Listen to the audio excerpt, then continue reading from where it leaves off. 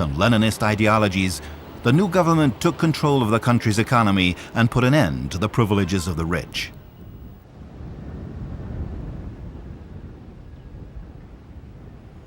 The Jose Mart Memorial in the huge Revolution Square is a tribute to the man who was father of the country.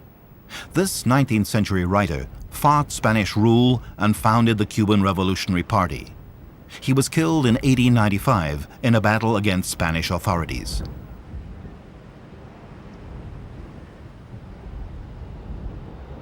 Though the square was built by the former dictator Batista, it became famous through its use by Fidel Castro when he made his explosive speeches. Large, unadorned buildings, including the Central Committee of the Cuban Communist Party, now rise around the square. An enormous portrait of Fidel Castro's loyal comrade Che Guevara is erected there as well. Today, the loyal and uncompromising Che has become both hero and symbol of the revolution. Castro's revolution was not only nationalist, as had been previous revolutions, but was also a humanitarian and social revolution. For the first time, the Cuban people and their living conditions became a major concern to the government. In 1959, the new government reduced rents and developed educational and health services that became a model for other third world countries. As the population grew, new housing projects were undertaken and Havana grew. The tall buildings lacked the charm and style of the old colonial villas, but the objective to provide affordable housing was met. Overall, the 30 years of Castro's rule shows positive aspects. Even certain capitalist countries who normally are skeptical of Cuban government admit that the country's progress has been significant.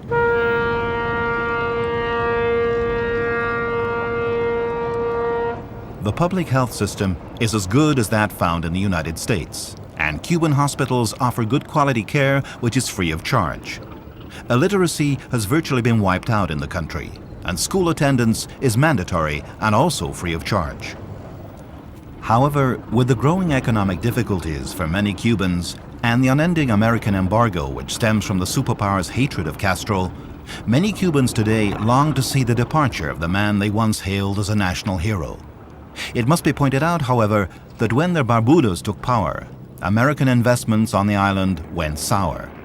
The embargo which followed in 1962 pushed Cuba, for better or for worse, into the arms of the other great power of the Cold War, the Soviet Union.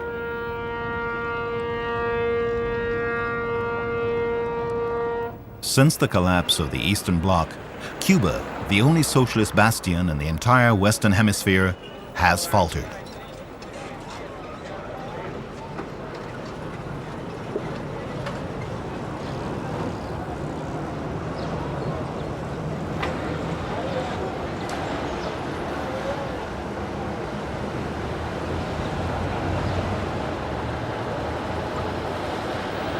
The effects of the embargo can readily be seen by the cars which are still used, big American models from the 50s, Dodges, Chevrolets, and Buicks.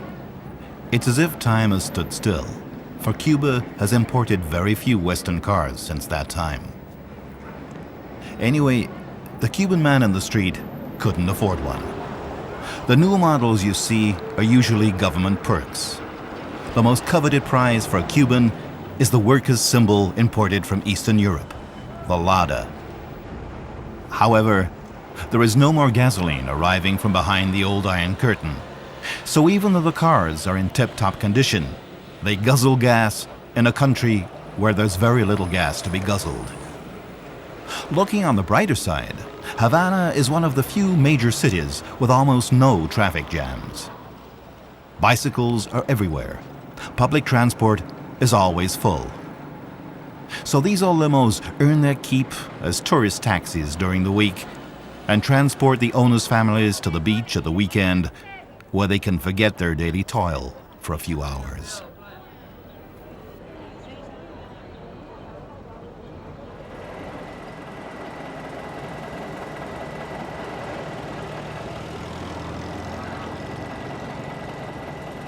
Cubans, like the British, are used to queuing. And it's one way of meeting people. And life's not quite so hard when you're all traveling